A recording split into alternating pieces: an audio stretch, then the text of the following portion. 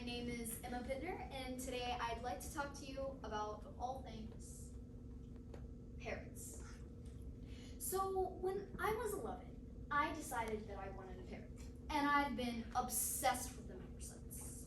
This is me, age 12, absolutely delighted to be able to touch and feed one at Fort Worth Zoo.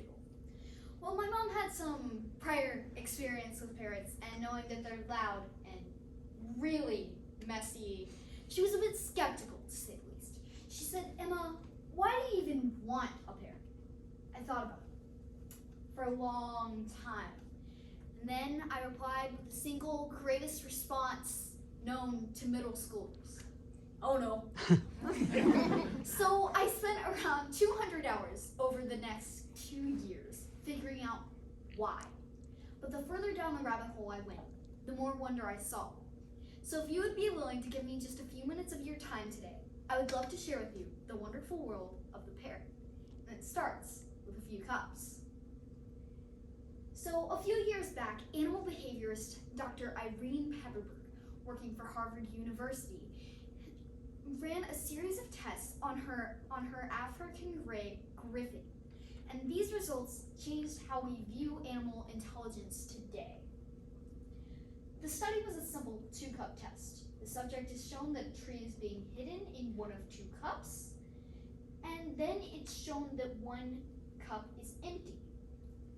If the subject has reasonable intelligence, it'll use the process of elimination to determine that the tree must be in the other cup and gain its reward. The second pair you see here was added later to test Griffin's ability to associate things in pairs and to see if he was choosing the second cup out of default because the humans hadn't touched it, or if he understood what was going on.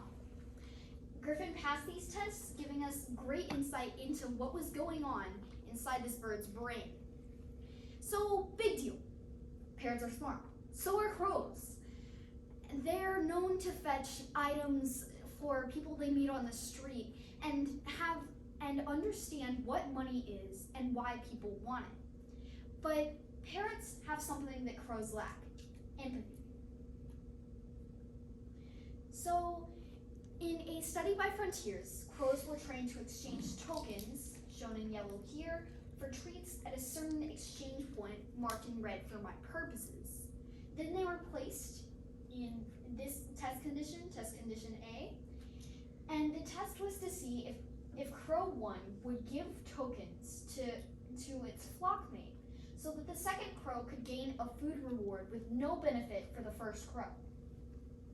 The study was ended when only 1 out of 8 pairs gifted their partner, and upon further analysis of the behavior, it was decided to be an exchange of gifts, and that the crows didn't truly understand that they were helping each other gain something. Parrots, however, aced these tests.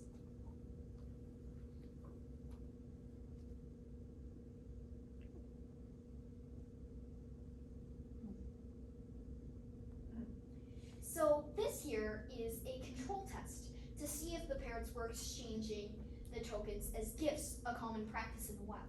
You can see that they start to do it, but then they hesitate and stop. This control test was to see if the parrot was trying to get the token closer to the exchange point.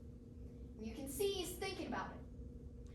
The blue-headed macaws were tested with the same procedure, and they also passed with flying colors. And this isn't just African grays, although they are the best performers in logic puzzles along with cockatoos. Every species in the Psittaconia order has some degree of this incredible intelligence and emotion. The humble parakeet, the most popular bird in America, just 7 inches long, can have a vocabulary of up to 500 words with proper and patient training. And in 1995, Guinness World Records credited a parakeet named Puck with the largest avian vocabulary at a whopping 1,728 words. And according to my principal, Mr. Kearney, shout out to my principal, that's more than most middle schoolers. But there is one problem that affects the relationship companionship between human and animal and is playing out with disastrous results across America. Parrots were intended to be wild. They have strong instincts that program them to fly hundreds of miles away, screech when they want something, seek constant companionship, and send flock calls of up to 180 decibels. Folks, in case you didn't know, that is the noise level of a jet engine taking off. And this can create a number of problems. Parrots with a lack of stimulation can resort to violence and territorialism and can inflict severe injuries drawing blood. The most notorious of this is the macaw with a bite force of up to 750 pounds per square inch. And the danger doesn't lie just for the owners.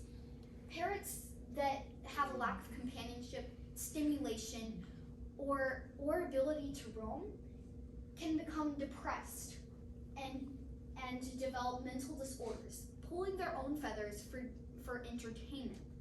This can cause severe health problems, and these feathers will never regrow. But hope isn't gone. The World Parrot Trust, a global organization dedicated to preserving the welfare of parrots in their native range and in the American home, is flourishing. A man in Brazil is breeding scarlet macaws and training their offspring the survival skills they need to repopulate the wild in an adorable parrot boot camp. And yet another man in the United States has converted his pottery shop into a 20,000 square foot sanctuary that provides a home for over 500 homeless birds. That's the size of 10 average houses, by the way. But the greatest hope of these amazing creatures is you. Because the biggest enemy, the thing causing the most problems right now, is misinformation. People walk into the pet store and see a pretty face that can say a few words and they impulse buy it. This causes trauma. It can break families apart. And so the only antidote to misinformation is enlightenment. I hope that by speaking to you today, I can create an impact by making you aware of the wonders and the plight of the parrot. And these organizations can't keep going forever with no one to fund them. So I'm challenging you to just take 5 minutes of your time to explore some of these organizations to help keep the wonder alive. These parrots, they represent wit, hope, beauty, and freedom, and they teach us something new every day. So I'm calling upon you to save the avian race, one bird at a time. Thank you.